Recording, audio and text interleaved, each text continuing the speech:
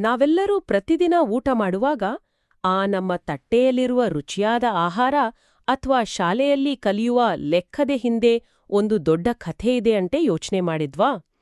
ಇವತ್ತಿನ ನಮ್ಮ ಈ ಆಳವಾದ ಅಧ್ಯಯನದಲ್ಲಿ ಅಂದ್ರೆ ಈ ಡೀಪ್ ಡೈವ್ನಲ್ಲಿ ಇಡೀ ಪ್ರಪಂಚ ಹೇಗೆ ಒಂದಕ್ಕೊಂದು ವಸ್ತುಗಳನ್ನು ಹಂಚಿಕೊಳ್ಳುವ ದೊಡ್ಡ ಸ್ನೇಹಿತರ ಗುಂಪಾಗಿದೆ ಅನ್ನೋದನ್ನ ನೋಡೋಣ.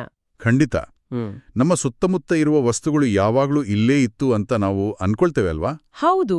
ಆದ್ರೆ ನಾವು ಬಳಸುವ ಎಷ್ಟೋ ವಸ್ತುಗಳು ಸಾವಿರಾರು ಮೈಲುಗಳಷ್ಟು ದೂರದ ಬೇರೆ ಬೇರೆ ದೇಶಗಳಿಂದ ಪ್ರಯಾಣ ಮಾಡ್ಕೊಂಡು ಬಂದಿವೆ. ಈ ರೋಚಕವಾದ ಕೊಡುಕೊಳ್ಳುವಿಕೆ ಹೇಗೆ ನಡೀತು ಅನ್ನೋದನ್ನ ಇವತ್ತು ಅರ್ಥ ಮಾಡ್ಕೊಳ್ಳೋಣ. ಕರೆಕ್ಟ್. ಮೊದಲಿಗೆ ನಮ್ಮ ಭಾರತದಿಂದ ಬೇರೆ ದೇಶಗಳಿಗೆ ಏನೆಲ್ಲ ಹೋಯ್ತು ಅಂತ ನೋಡೋಣ. ಈಗ ಪ್ರಪಂಚದಾದ್ಯಂತ ಜನ ಯೋಗ ಮಾಡೋದನ್ನ ನಾವು ನೋಡ್ತೀವಿ ಅಲ್ವಾ? ನಮ್ಮ ಪ್ರಾಚೀನ ಭಾರತದ ಈ ಅಭ್ಯಾಸ ಅಷ್ಟು ದೂರದ ದೇಶಗಳಿಗೆ ಹೇಗೆ ತಲುಪಿತು? ಯೋಗ ಅನ್ನೋದು ಭಾರತದ ಒಂದು ಪ್ರಾಚೀನ ನಾಲೆಡ್ಜ್ ಟ್ರೆಡಿಷನ್. ಅಂದ್ರೆ ಸಾವಿರಾರು ವರ್ಷಗಳ ಹಿಂದೆ ನಮ್ಮ ಋಷಿಮುನಿಗಳು ಇದನ್ನ ಅಭ್ಯಾಸ ಮಾಡ್ತಾ ಇದ್ರು. ಓಹೋ. ಹೌದು. ಇದು ನಮ್ಮ ದೇಹವನ್ನು ಗಟ್ಟಿಯಾಗಿ ಮತ್ತು ಮನಸ್ಸನ್ನು ಶಾಂತವಾಗಿ ಇಡಲು ಸಹಾಯ ಮಾಡುತ್ತದೆ. ಈ ಆರೋಗ್ಯದ ರಹಸ್ಯ ಬೇರೆ ದೇಶದವರಿಗೂ ತುಂಬಾ ಇಷ್ಟವಾಯಿತು. ಹಾಗಾಗಿ ಇಂದು ಇಡೀ ಪ್ರಪಂಚ ಇಂಟರ್ನ್ಯಾಷನಲ್ ಡೇ ಆಫ್ ಯೋಗ ಆಚರಿಸುತ್ತಿದೆ. ವಾವ್! ಅಷ್ಟೇ ಅಲ್ಲ, ನಾವು ಲೆಕ್ಕ ಮಾಡಲು ಬಳಸುವ ನಂಬರ್ಸ್ ಮತ್ತು ಆ ಝೀರೋ ಕೂಡ ಭಾರತದ್ದೇ ಕೊಡುಗೆ ಅಲ್ವಾ? ಖಂಡಿತ. ಈ ಝೀರೋ ಇಲ್ಲದೆ ಹೋಗಿದ್ರೆ ನಮಗೆ ದೊಡ್ಡ ದೊಡ್ಡ ಲೆಕ್ಕ ಮಾಡೋದು ಎಷ್ಟು ಕಷ್ಟ ಆಗುತ್ತಿತ್ತು ಅಂತ. ಹೌದು. ಝೀರೋ ಹೇಗೆ ಕೆಲಸ ಮಾಡುತ್ತದೆ ಅಂತ ಸ್ವಲ್ಪ ಯೋಚಿಸಿ. ಅದು ಒಂದು ಖಾಲಿ ಬುಟ್ಟಿ ಇದ್ದ ಹಾಗೆ ಅದು ಒಂದು ಸ್ಥಾನವನ್ನು ಹಿಡಿದಿಟ್ಕೊಳ್ಳುತ್ತದೆ. ಇದರಿಂದ ನಾವು 10, 100, 1000 ಅಂತ ದೊಡ್ಡ ಸಂಖ್ಯೆಗಳನ್ನು ಬರೆಯಬಹುದು. ಈ ಝೀರೋ ಇರುವುದರಿಂದಲೇ ಇಂದು ವಿಜ್ಞಾನಿಗಳು ರಾಕೆಟ್ ಹಾರಿಸಲು ಮತ್ತು ನಾವು ಕಂಪ್ಯೂಟರ್ ಬಳಸಲು ಸಾಧ್ಯವಾಗಿದೆ. ಎಷ್ಟೊಂದು ಅದ್ಭುತ ಅಲ್ವಾ? ಆದರೆ ನಾವು ಬೇರೆಯವರಿಗೆ ಕೊಟ್ಟ ಹಾಗೆ ಬೇರೆ ದೇಶಗಳಿಂದಲೂ ನಮಗೆ ಬಹಳಷ್ಟು ವಸ್ತುಗಳು ಬಂದಿವೆ. ಉದಾಹರಣೆಗೆ, ಖಾರವಾದ ಚಿಲ್ಲಿ ಇಲ್ಲದೆ ನಮ್ಮ ಚಟ್ನಿ ಅಥವಾ ಸಾಂಬಾರ್ ರುಚಿಯಾಗುವುದೇ ಇಲ್ಲ. ಹೌದು, ಖಂಡಿತ ರುಚಿಸೋದಿಲ್ಲ. ಆದರೆ ಆ ಚಿಲ್ಲಿ ಭಾರತದ್ದೇ ಅಲ್ಲ ಅಂದ್ರೆ ನಂಬೋಕೆ ಕಷ್ಟ ಆಗ್ತದೆ. ಇದು ಇಲ್ಲಿಗೆ ಹೇಗೆ ಬಂತು ಅಂತ. ಇದು ನಿಜಕ್ಕೂ ತುಂಬಾ ಆಸಕ್ತಿದಾಯಕ ಕಥೆ.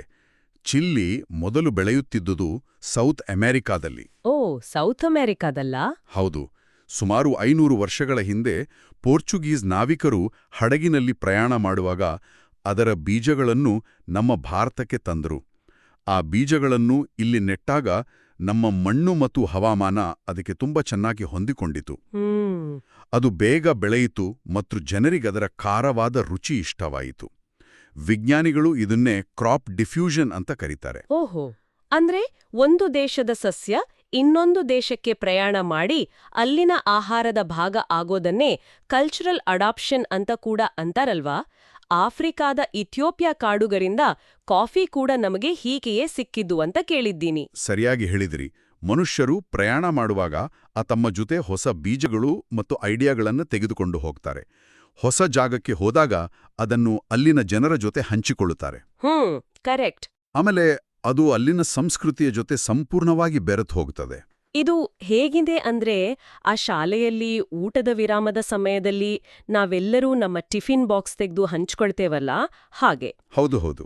ಒಬ್ರು ಇಡ್ಲಿ, ಇನ್ನೊಬ್ರು ಪರೋಠ, ಮತ್ತೊಬ್ರು ಪಾಸ್ತಾ ತಂದಾಗ ಎಲ್ಲರೂ ಒಟ್ಟಿಗೆ ಹಂಚ್ಕೊಂಡು ತಿಂದ್ರೆ ಅದೊಂದು ದೊಡ್ಡ ಹಬ್ಬದ ಊಟ ಆಗ್ಸಿದೆ ಅಲ್ವಾ? ಇದೊಂದು ಅತ್ಯುತ್ತಮ ಉದಾಹರಣೆ.